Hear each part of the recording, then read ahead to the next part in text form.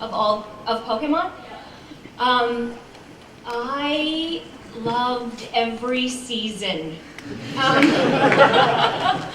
I love the adventures that Ash went on. I would have to say probably the first season was the best, yeah, in terms of where we were all just getting to know who the characters were.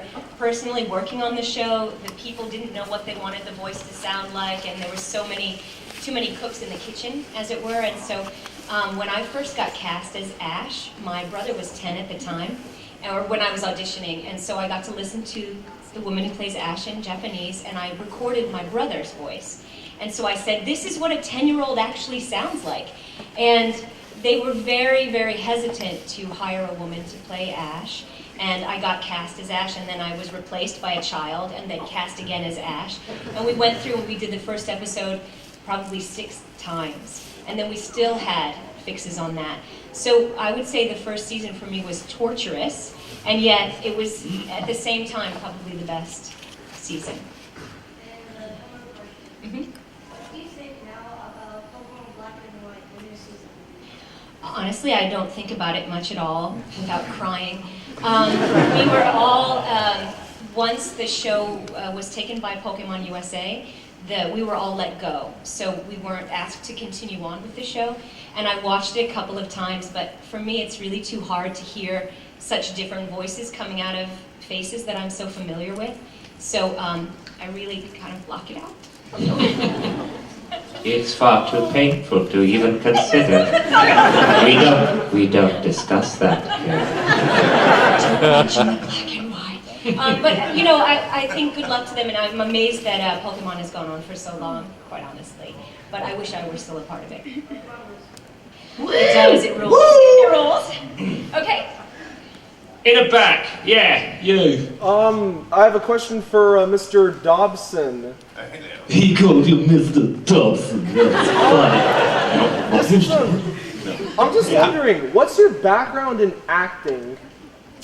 Predominantly theater. I did a little bit of film work, but when I lived on Vancouver Island, I worked with a theater group called The First Company, and we did a lot of theater productions. And what town was that?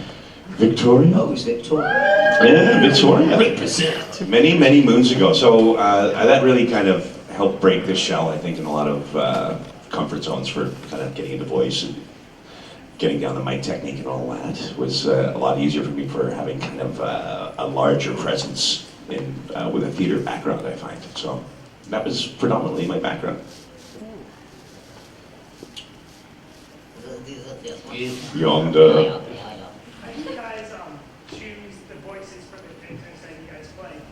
How do we choose? Yeah, do you just go in and like know what you want to do, or do you just kind of wing it? I think they choose us. I don't know. That's really a non-answer. You scared them all.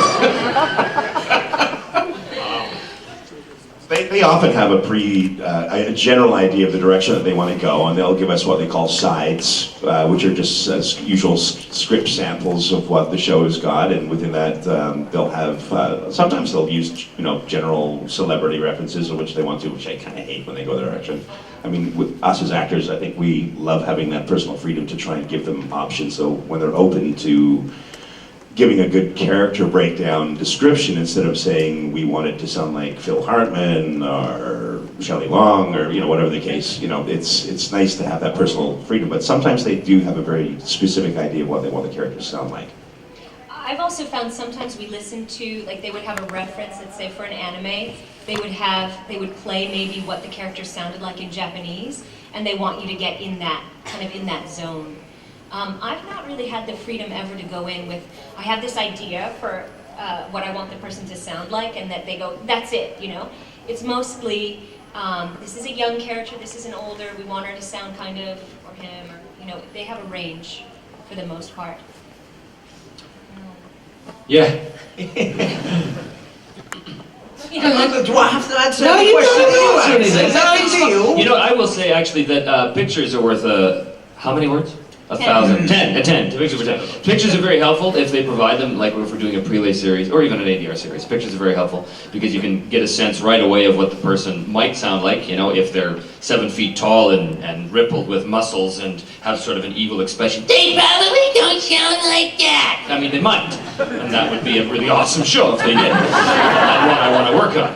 But typically, you know, it's going to be something that, you know, oh, well, that's an interesting choice, Trevor, but we need to be, you know, dark and evil, so just do, you know, so that's a big deal, pictures. Yeah, a lot of the time you're working with an idea that you have in your head, and you get in there and go, no. You do, you know, and they can say, you're too cartoony, be less cartoony, or be more cartoony, which means, you know, is this show supposed to be grounded in action where the characters have to sound like closer to reality as opposed to, you know, more fun and out there. So it all depends. There's so many different types of cartoons and... Yeah, exactly. Like something like Gundam Seed, for example, was sort of like a soap opera type thing. Right. So it's very, very sort of serious. And, you know, if the character I played, Moo, you know, his big line was, I'm the guy who makes the impossible possible. So they wanted that very sort of filmic and Han Solo-like, which is, I quite enjoyed describing it that way. But, you know, more cartoony would have been inappropriate for the show. So, I'm the guy who makes the impossible possible! Obviously, it would have been a totally different character. It would have been a choice, though. It would have been a strong, bold choice. And a wrong choice. A choice nonetheless. A choice so bold that they would have given the job to somebody else. Yes.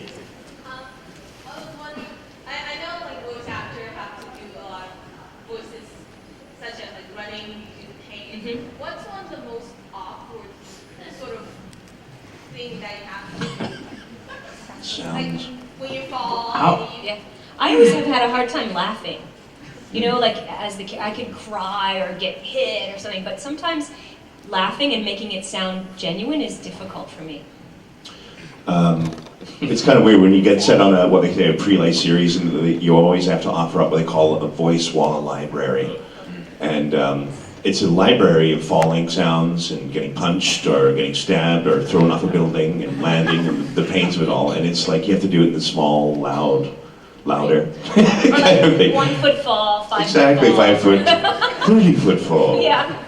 No impact. It's yeah. So it's kind of weird when you have to do stuff. If you like ever that. want to hear a room full of voice actors go, aww, just say, it's time to do the wall libraries. Aww. That's true.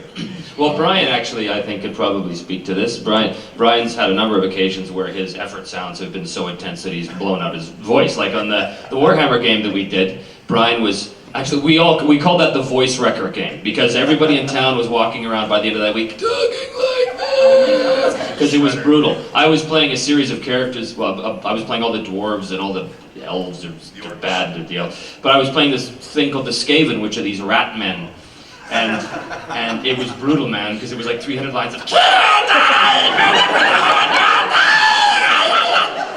that was a bit hard on your pipes. But Brian was playing all the orcs. And tell us about the orcs, Brian. Oh, the orcs are all like me, and I really big shouting half the time.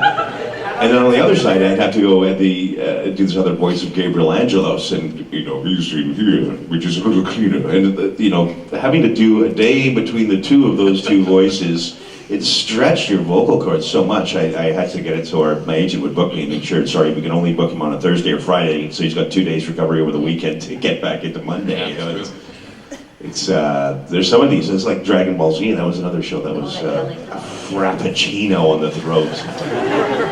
7-hour fight scenes. I don't know if you guys know. 7 Whole episodes of nothing but